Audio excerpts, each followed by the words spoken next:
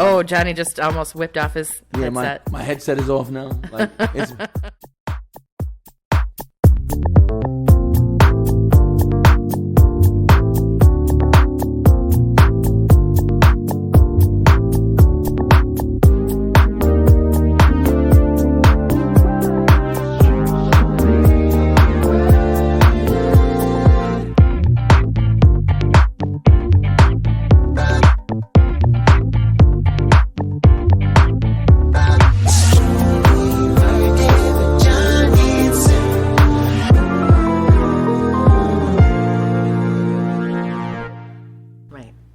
Because look what it set me up. Those kids still play for me, and a couple of them have like 2 or 3 championships now. Well, that's something that is something about you that I don't see in everybody that coaches, and something that I'm hoping that I'm kind of trying to remind you of as Flagler United gets started is there's an evolution, right? You have these 8-year-olds that might not have won that game, but a couple years later they're 10 or they're 12 and they've evolved and they're winning the game. Like, I want Flagler United to have a huge turnout next week, but it's new.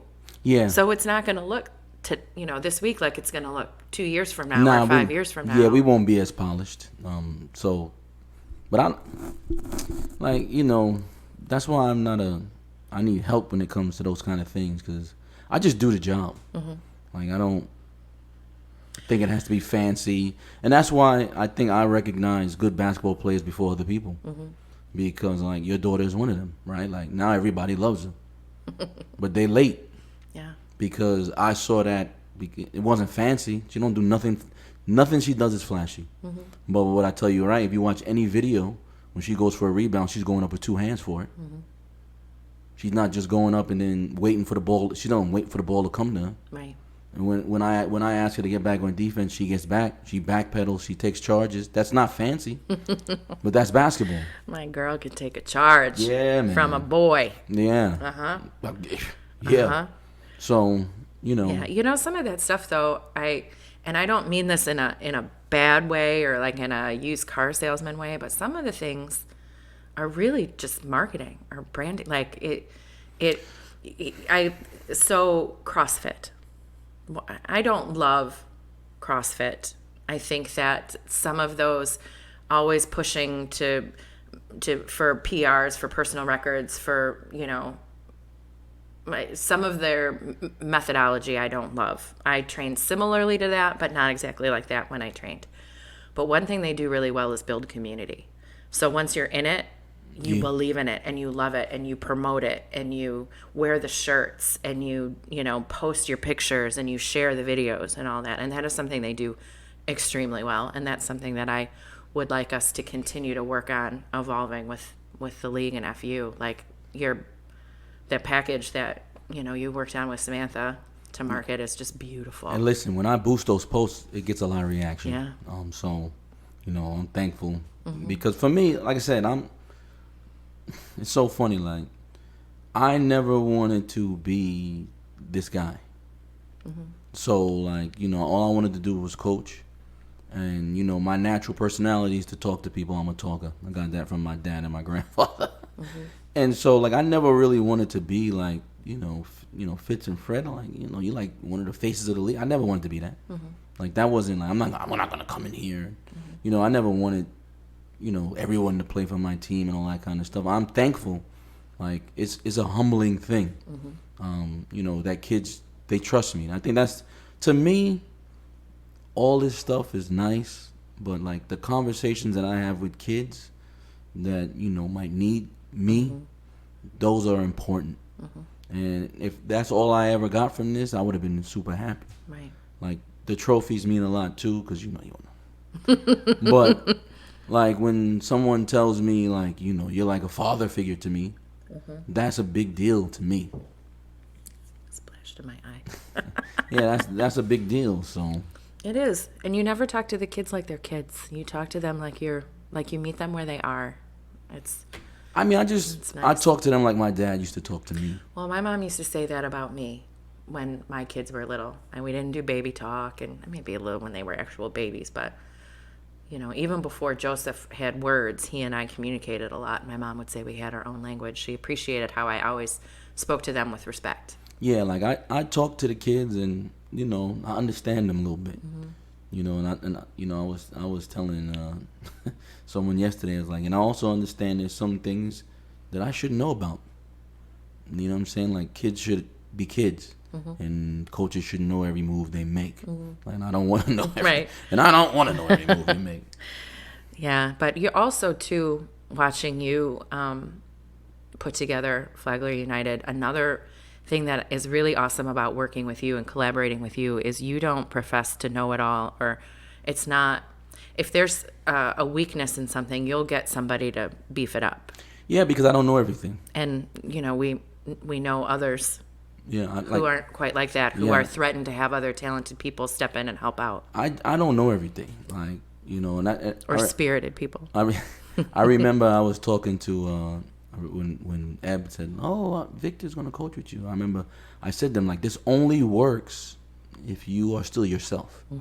Like, if you see something that you don't think I see, you got to say something. Like, you can't be like, I'm the assistant. No, I'm not going to treat you that way. Like, if you have a play that you want to put in, then I'm going to step to the side and have you put it in. Like, I don't think, it took him a while. He's like that now. Like, he'll go and do whatever. But I've never felt like I've known everything. Right.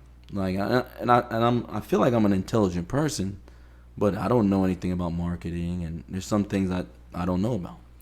Well, and if you reach a point where you know it all, I mean, where do you evolve from there? How do you grow? Where do you go from there? There's no person that knows it all, though. Exactly. So why are there so many that think they do? Well, for males, I think that's an ego thing. But it's like, if my dad was here, he'd tell you the smartest person in our house growing up was my mom. So, I have an ego. If my wife was here, Ed would tell you. I do have an ego. There's things I don't know. And what I don't know, I don't know. And I'm not, I'm pretty self-deprecating. Like, I know who I am and what I am. And I know what I'm not. Right. You know what I'm saying? So, I don't know. I never, that's how I don't overstep my bounds with people when I work with them. Like I always tell you, I just show up and talk. Like, because this shit, I don't know about the video. I don't know about editing. I don't know about none of that stuff. Like, well, spoiler alert, neither did I. I know, but like, I just acted like I did. Yeah. Until we figured it out. Yeah. Yeah. But yeah. All right, everybody. Welcome to season 2, episode 6 of the Strongly Worded podcast. I'm Sue O'Lear. And I am Johnny Hampton. And we are coming at you after a 2-week break from the dining room studio. It was so much fun to set it back up today, Johnny. I've missed it. Yeah. I missed it. I think, I hope the listeners missed us too. We'll see. I know. I hope so. We've definitely missed you guys. And so we were really on a nice build in our season 2, talking about hometowns, about community and people's effect on their different communities. We have a couple other episodes lined up for that. And then I think we'll probably talk about pivoting to season 3. We've got some great ideas for a season 3 that we're excited about. But today, I thought instead of sort of forcing an interview or forcing a topic, we would do just what we've been doing and riff a little and catch you guys up on everything that's been happening the last 2 weeks. We've had some stuff. One thing that happened over the last 2 weeks is my son turned 18. Yes. I cried my way through that entire week. Did you really?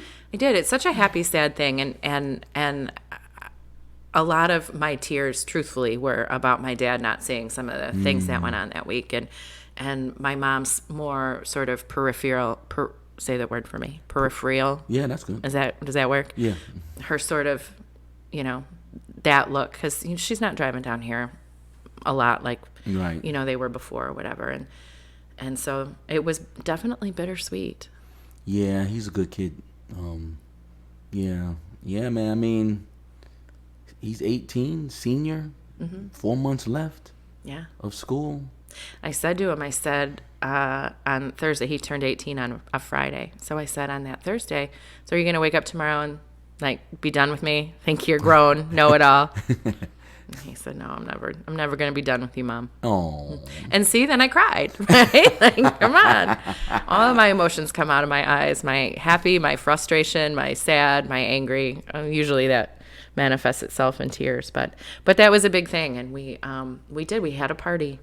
Yeah. In the days of COVID, we did it. I mean, our group has been hanging out pretty solidly for the last year. Yes, we take all the necessary precautions. So, not many people in our group have even been close to sick. Right. So, yeah, we've been. I was telling people I've been hanging out with the same people for now it's been a year. Yeah, I mean we're almost there, right? Mm-hmm. I was looking up the dates for the tournaments for like the Big Ten tournament starts on March 10th. Assuming all goes as planned. Mm-hmm. That's a day that I'd already requested off at work because Joseph and I have a favorite show and the new season drops on March 10th and we're taking the day off together to watch it. What show? Have I told you this? No. Joseph and I are obsessed with Last Chance U. Oh, people love that show. It's a good show, and for the last few years, it's focused on football. It's doing basketball this year? This year it's on basketball. Oh, wow. Yeah. A lot of people like that show. I've never watched it. good. A lot of people like Oh, it. the first couple seasons were great, and So you're going to stay home and binge? so we're gonna stay home and binge between episodes of that show and watching some of the Big Ten tournament. We're gonna binge. I usually take the first 2 days of March Madness off, but I have not requested it yet. Yeah. I think I will, but I think I'll have to take half days because I've been using my days. Yeah, can't use them all up. We got a vacation to go on.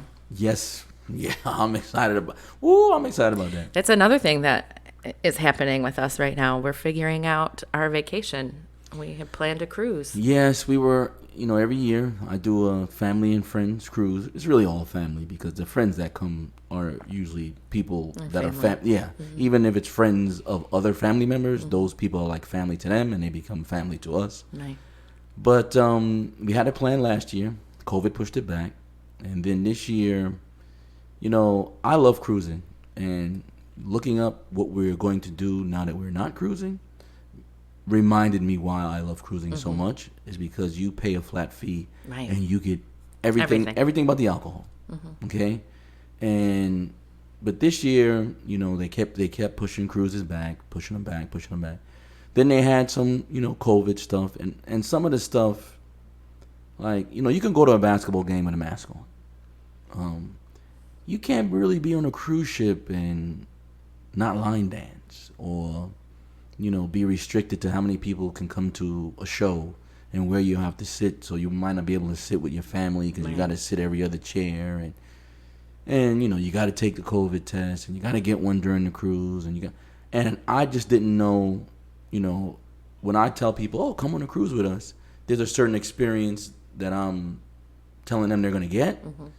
And I just didn't think we were going to get that. Right. Not to mention the rule that I'm sure all cruise companies are very happy about is that now you cannot go out on the island without a cruise company approved excursion, which are always 200 to 300% more than if you just walked out the gate, got a cab and say, hey, can you take me on a tour, take me to the beach for an hour and take me home?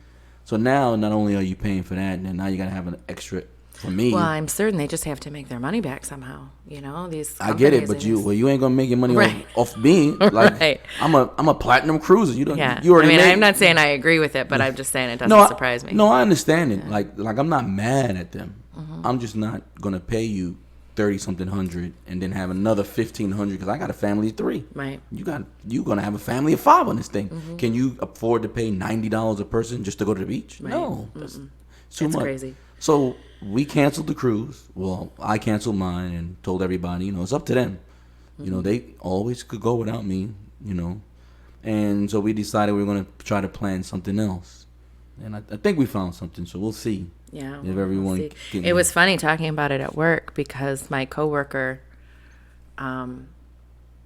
they've taken some really cool vacations. So he had some great suggestions. Yeah. And one of those suggestions he said was Bimini. Yeah. Because they had great deals on Airbnbs, and then you don't have to worry about, like our bubble can travel, Right. and even if we got more than one or, whatever. But, another cool thing he did that he suggested, though I know that it might not work for us when I say it, you'll know why, but it's cool. I can't remember where he said he was, Isla Morada in the Keys. Oh, yeah. And they stayed on a houseboat. Woo. Yeah, and I think they're boat people. So they were out and about in it. And my wife is not a boat person. Yeah. Okay? But I said, oh, Sue suggested so-and-so. Oh, let me see it. Oh, I'll do that. So, But, But this could be a period of time where something like that is, could be better. Because even, some of the other things we're thinking about, I don't know what those restrictions are going to be like. Nah, so listen, after we finish taping, before I leave, we'll watch, me, you, and Joe will watch this video. Yeah, I'm sure. We'll watch a video, awesome. and I think you guys will be okay once you see it. Oh, I have no doubt. I'm going wherever. I think that place sounds fantastic. Yeah, but the only, I don't know when I got to be like this, but I always do crazy research before I go somewhere. I love having somebody in the group that does that because I just want to show up and lay in the sun. I just want to show up and be there. And what I try to do, because my family's, even my immediate family's super diverse. Right? Like Eb sometimes just wants to lay down and chill in the hotel. She won't, she'll take a day when we cruise and just stay in the room. And she'll order room service. Johnny, I'm not going nowhere with you. That's glorious. Yo, get out of here. I just want to be by myself. I'm with you all the time. Yep, I get it. And sometimes Anthony will stay with her, other times he won't. But and Anthony has his own idea of fun, and I do too. We all do, right? Right. And so that's why I do so much research, because we want to go somewhere that I can have fun, she can have fun, he can have fun. You know what I mean? So yeah. And I think this place is cool. So, but we're not giving them free advertising. I know. We'll report back though if we decide. But it's been interesting conversing with some of my friends about it because of COVID. And some people are like, "Good for you," and some people are like, "Why are you trying to plan a vacation during COVID? You're part of the problem."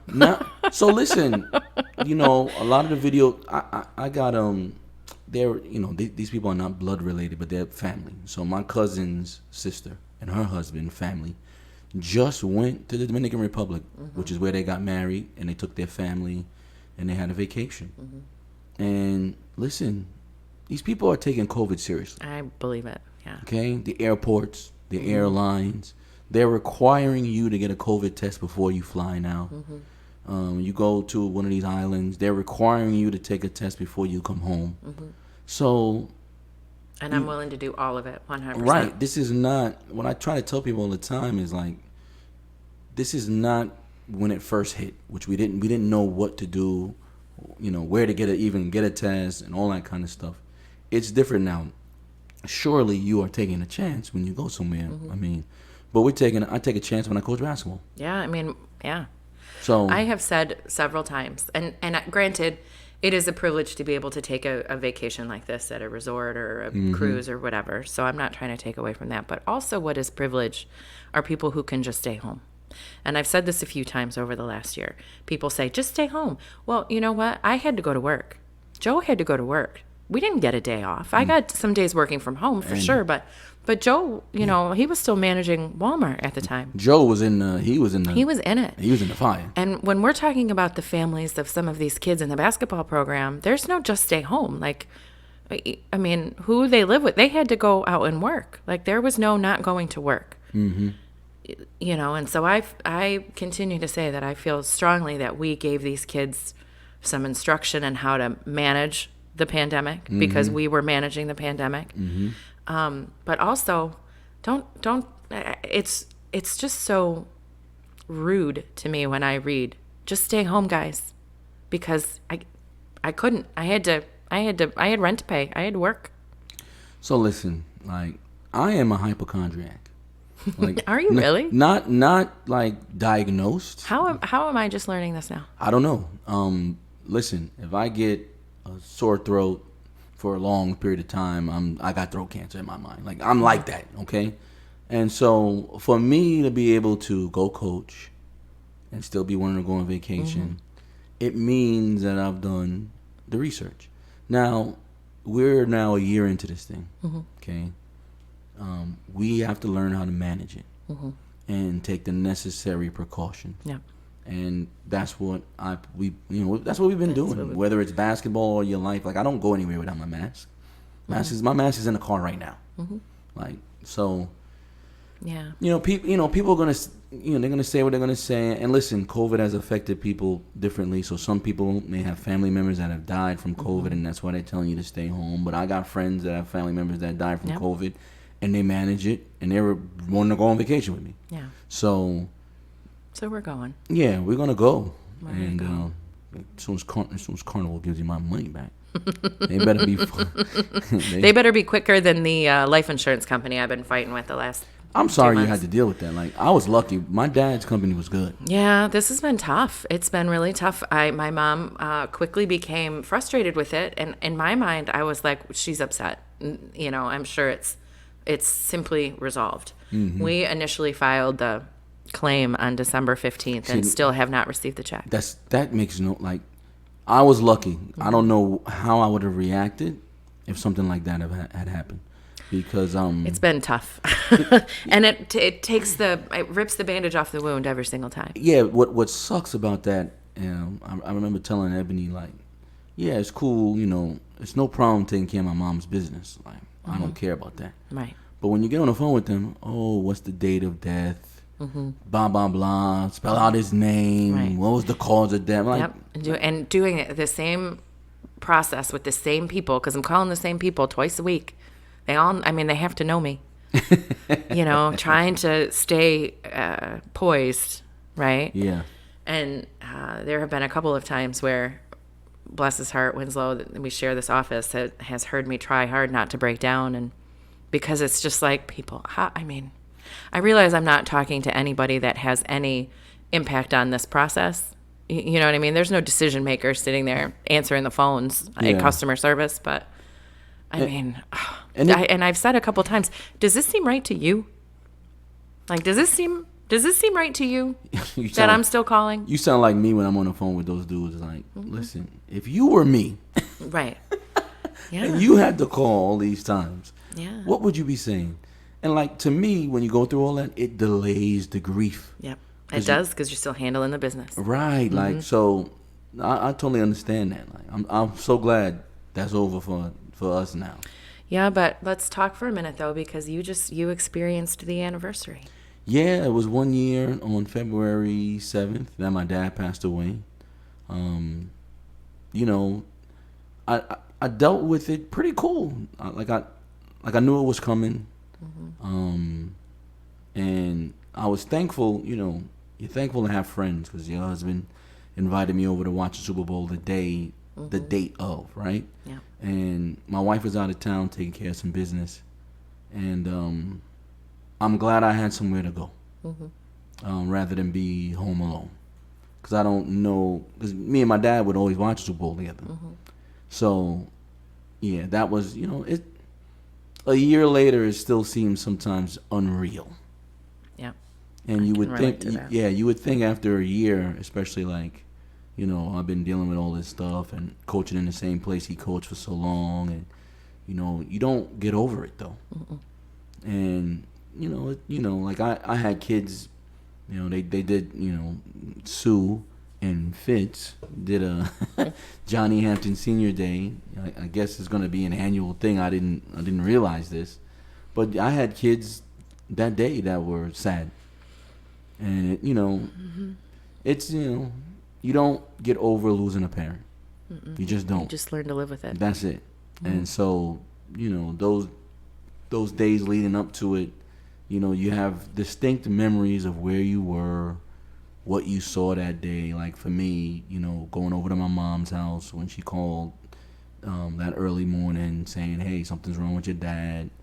And you think about those days when the anniversary comes. And I think I'm always going to think about that. Like, as long as I live, 20 years from now, I'll think about that day. And so, for my mom, it's tough.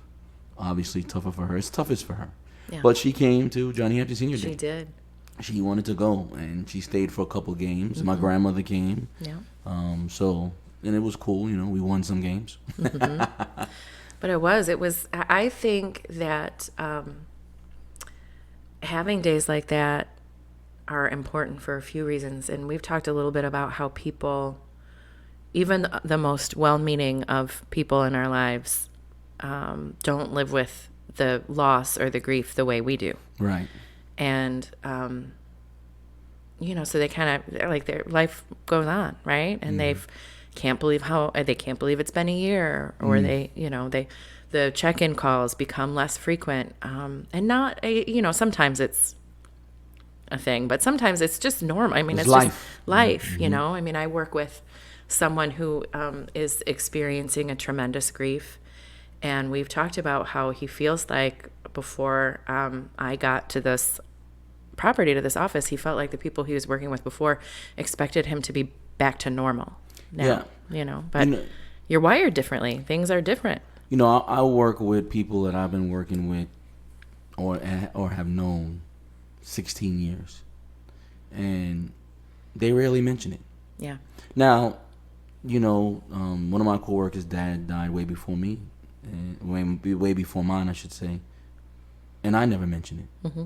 So it's not really an indictment on them. It's just life. It's just life. You know what I'm saying? Like, I think, like for me, right? I say to myself, man, that must have been a tough year for my coworker, because I've experienced it now. Mm-hmm. Yeah, and before that, I didn't really think of it. You just go day to day, and you wonder if she's okay, but you don't want to mention it. Blah blah blah. And I'm sure everyone does that. And I give people leeway if they've never lost a parent. But the people that I do expect to check in more, and for me, that has been done, are people who have lost a parent and understand what you're going through. Yeah. So. Yeah. But yeah, that was an interesting week. It was an interesting morning. Yeah. Aside from Johnny Hampton Senior Day. Yeah. So but no, I think that those outward expressions like that I think it's good, because it does give you everybody a minute, a cause for pause and to reflect. And yeah, he was appreciated, and I don't know if he knew that. Yeah. Or maybe he's just like me, or I'm like him. I didn't even when he was alive know you as well as I know you now. So I really didn't know him. We weren't super close. He was Joseph's coach, but I have a handful of really fond memories. I mean, there was that day that they had practice at that park by the bridge, over to the beach. Wadsworth, yeah. And so I left them to practice and went to walk the bridge to get some exercise. I left my phone in the car and my keys. Like, I just, went for a walk, and I came back and nobody was there except for Joseph and your dad, because they didn't have enough kids to practice. And I didn't have my phone. I didn't know to turn around and come back, and he stayed with Joseph. Like, my 16-year-old came out, he's probably 15. Yeah, he was a freshman. Yeah. But that was so sweet that he... That's what we do, though. Yeah. Like, there's a player on my team now, and when her uncle or whatever would be late, we would just stay and work on her jump shot. Yeah, I think that's what they were doing, actually, quite honestly, because they were working. I mean, but they were the only people on the court. Yeah, because my dad would be like, well, since you're here, let's do something. Exactly. And Joseph, like, shy, quiet Joseph, who... Yeah, he would have done that for sure. Yeah, that team had a lot of upperclassmen who worked and all that kind of stuff. Yep. And like, my dad wasn't the greatest at letting everyone know, hey, practice tonight. Yeah. But yeah, I mean, I wish he was still here. At the same time, like, I know he hadn't been feeling well. And, he prepared me to do some things. And I handled it for him, and we're going to be okay, and except that he's not around. Right. But, Yeah, we talked to I remember one time reaching out to you to ask how your dad was doing, because he didn't seem like he was feeling well one night. No. And it was one of the first times you and I had even, I think, had a conversation outside of the gym. Yeah, I mean, like, I saw my dad and talked to him. I think I talked to my dad probably almost every day. And I knew he wasn't feeling well. I mean, like, there was a picture someone posted the other day. It was a couple years ago. And I'm standing with him and the kid we coached. And you could see even in that picture he was thin. Yeah. And, he was a private person. He didn't like his son telling him what to do. So he wouldn't, oh, I'm fine. It's just the diabetes. Like, listen, man. But, yeah. So I think when he passed away, it was shocking that it happened that day, but not shocking that it happened overall to me. You know what I mean? To other people, probably, but not to me, because I paid attention to him. Well, my heart goes out to our moms. Yeah. Listen, like, people, like, for my mom, I think they met when they were 15. They got married after I was born at 18, and they were married all the way through. So for her, it's really, really tough. The only person, when she went out on her own, she lived with my dad. So. Yeah, I have become fiercely protective of my mom because the people that want to take advantage of her come out. Even just, you have to be careful that your credit cards aren't compromised. You have to be careful that your bank account isn't compromised. But there was a home warranty, that was trying to not let her cancel and wanted all these hoops jumped through until my brother and I got on the phone with him and took it, They will take advantage of, especially if you're over 60. They will try to take advantage of elderly people. It's amazing what goes on in this country. It really is. It's so funny. This country always wants to take advantage either of poor people who have nothing or the elderly people. And the elderly people are supposed to be the people we're supposed to look out after the most. It's amazing. But I've had a conversation with my mom a time or two about that. Like, listen, don't answer these calls. Don't. Well, and, my mom is, if she gets a piece of mail, she opens it. I can kind of immediately see what's junk and what's not. If she gets an email, she reads it. So it's like, we have to work a little bit on that. Don't read the emails from the Nigerian prince. Looking.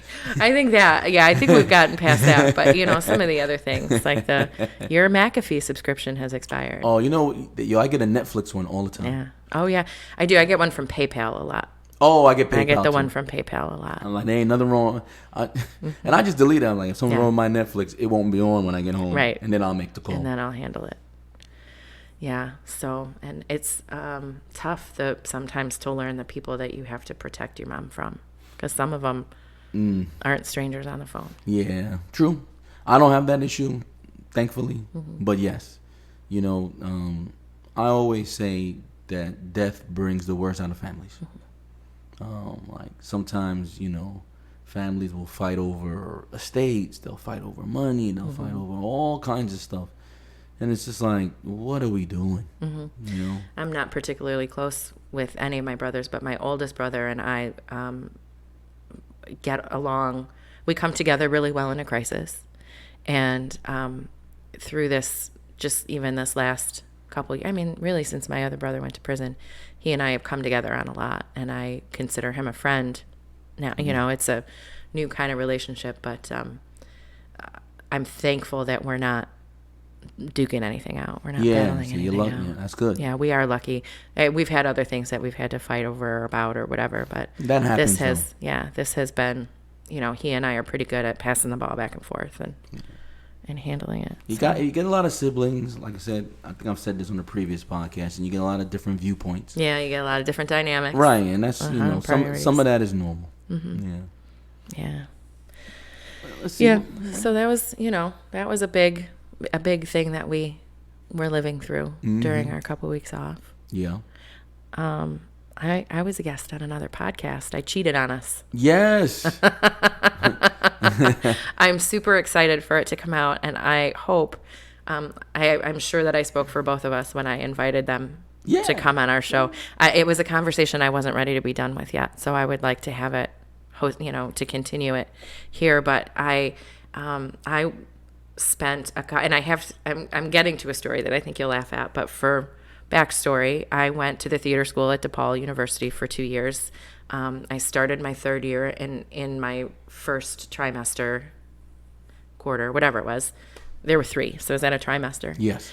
I took a leave of absence and then I didn't go back. But over the years have stayed in contact with a lot of other people that went to that theater school. And lo and behold, one day I saw on Facebook somebody post an episode of a new podcast called I Survived Theater School.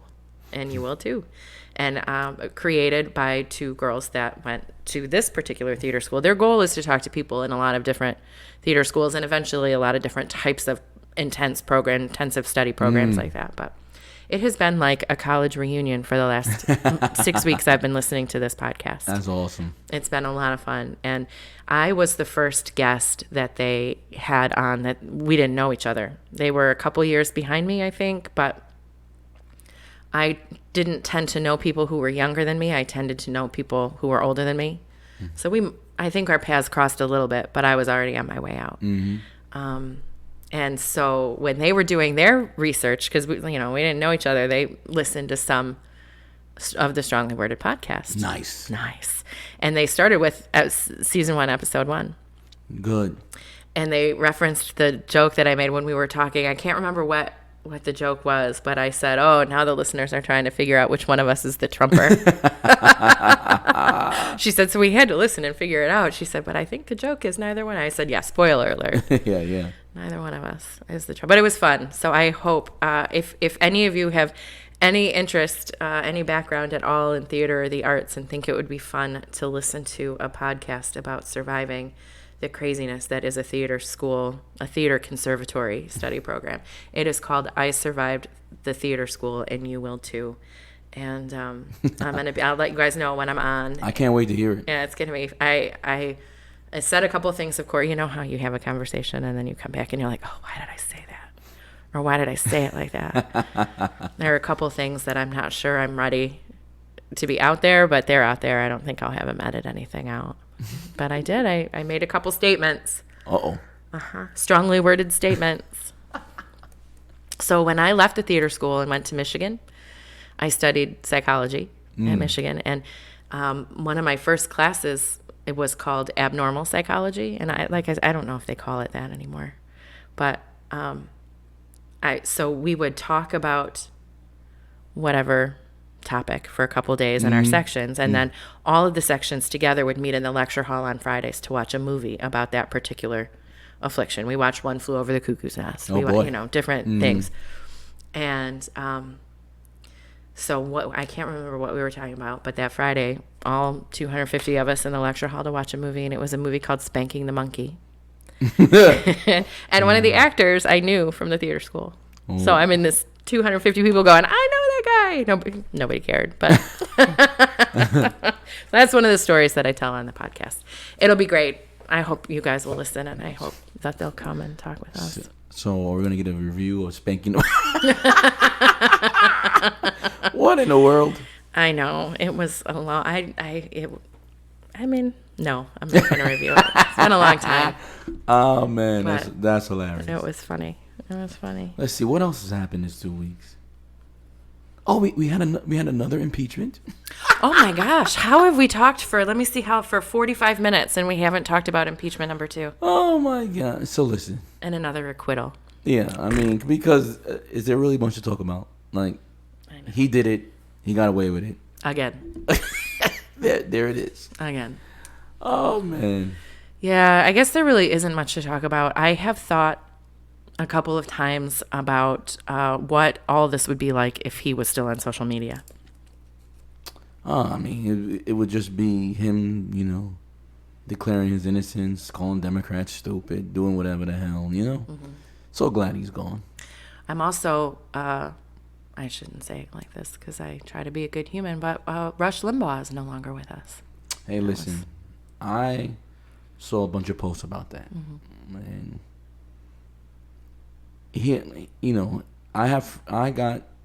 there's people I know that listen to him. So cool. But I will say this, and I'm not trying to disparage anybody. I'm sad for his family and his friends because you never want, he's somebody's dad, somebody's brother, husband, somebody's okay. However, if you were a loyal listener of that show, and you want flags flown at half staff or something like that. We're not doing that, by the way. Okay, like if you want all that, I have to question your decision making, and a little bit your character, because of some of the things he said on his show. And there it is. Like, sorry. Like, not sorry. Yeah, I mean, I just, I'm sad for his family, but I'm not gonna be posting Rush Limbaugh. Like, the dude was a racist and a sexist. He was xenophobic. This is him. Yeah. Like, that's part of his legacy.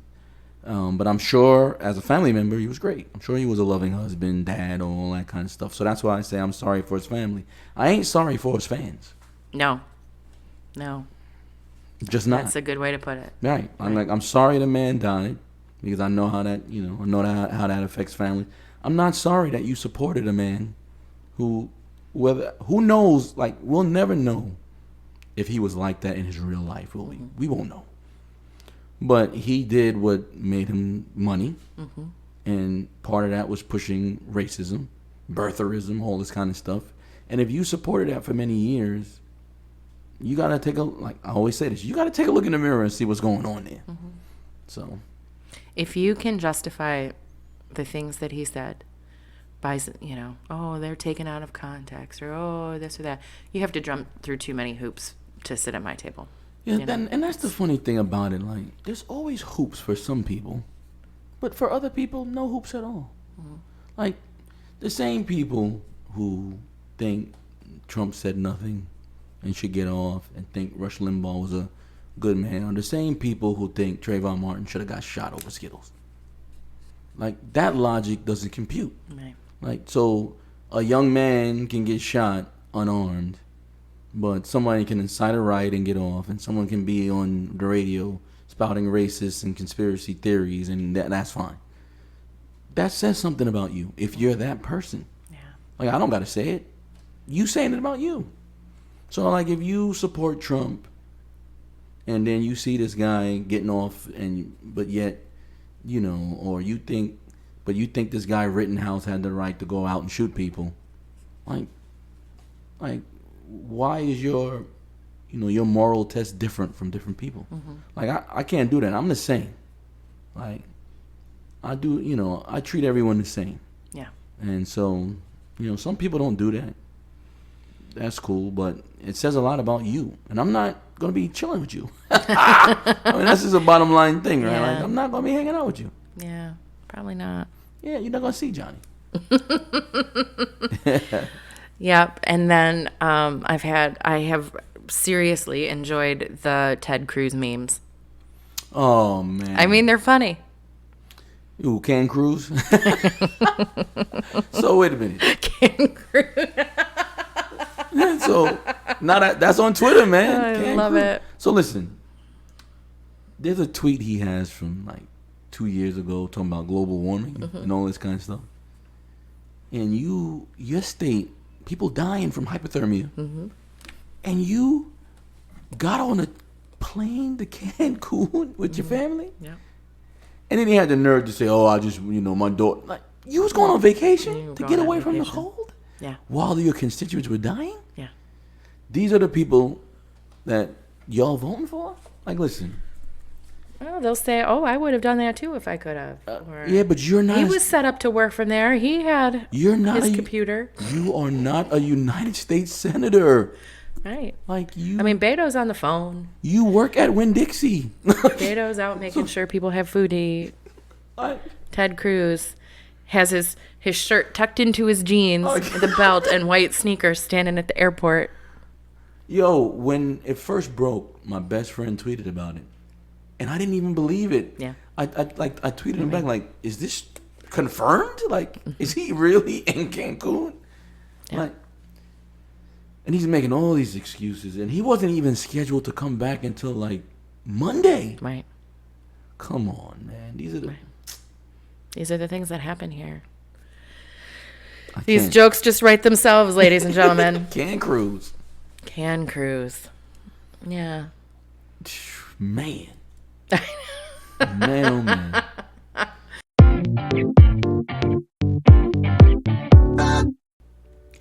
Flagler United is a new kind of travel basketball experience for male and female athletes ages 8 to 18 here in Flagler County and beyond. For kids looking for quality coaching, ethical mentorship, competitive play, and a sense of unity in the community, look no further than Flagler United. To learn more about the program, check out their videos on Facebook and Instagram or visit flaglerunited.org. Tryouts are happening now for our summer season. And if you or your business is looking for a great sponsorship opportunity, Flagler United would love to work with you. Please email Coach Johnny at flaglerunited@gmail.com and he'll give you all the details. Flagler United. Together we play, united we ball.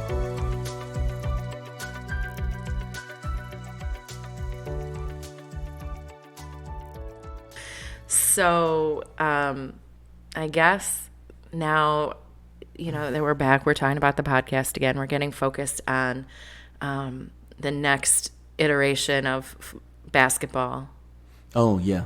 That's a huge focus for us right now. Yeah, so, during this 2 weeks, the high school team lost in the district semifinals. And shouldn't have. Tough game. Tough game. A lot of injuries. It was a tough game. Tough game. It was.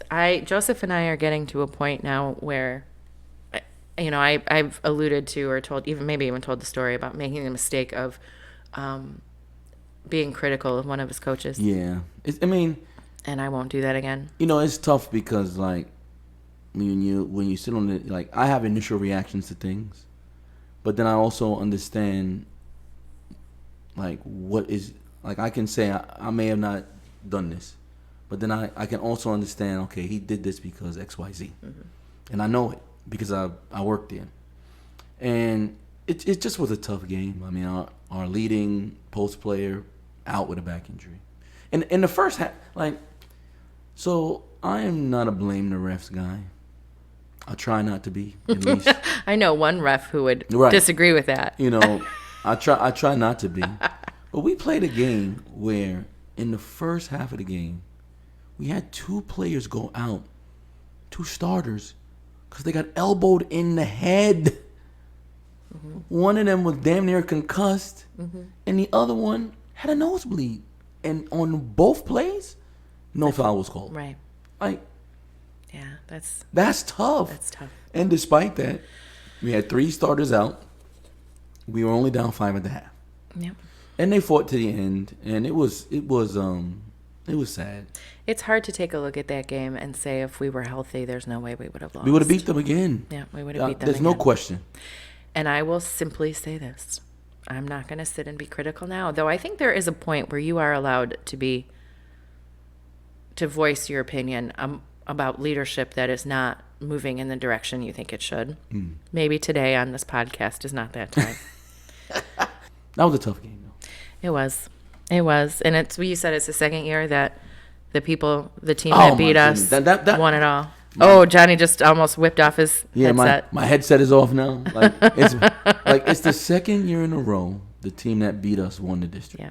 And that is, dang. Like, you look and you say, well, maybe we wouldn't have won. You try. Yeah. You try to rationalize it. Well, maybe we wouldn't have won the next game, and then you see that team beat the next team, and like we would have. I know we would have won it. So that it's tough. It's something, and it's for so many of these kids. I mean, they're graduating.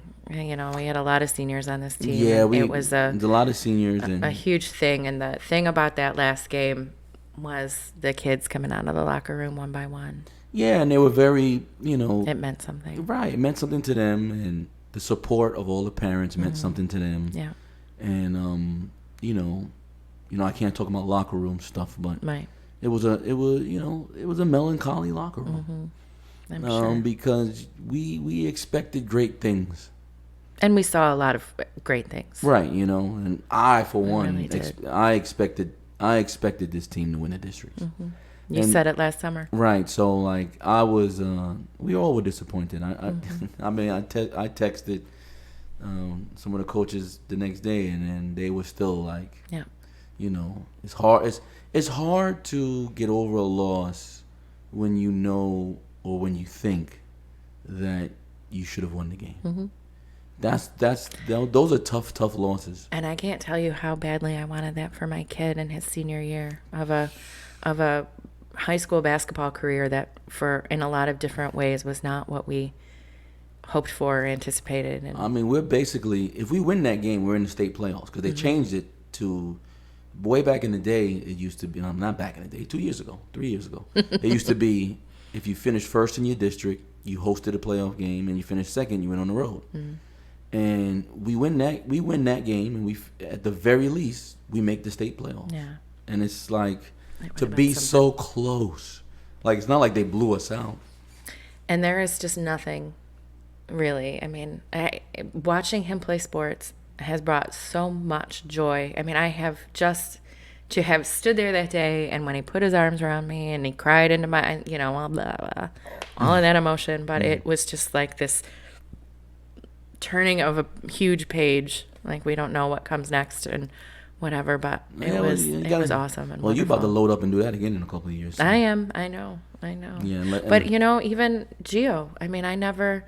He used to come to every game. But like with the Carver League, you know, Gio just wanted to practice, and he ended up getting to have an experience where, like you said before, he heard his name. Like, we got to announce his name. Yeah. He got to come out.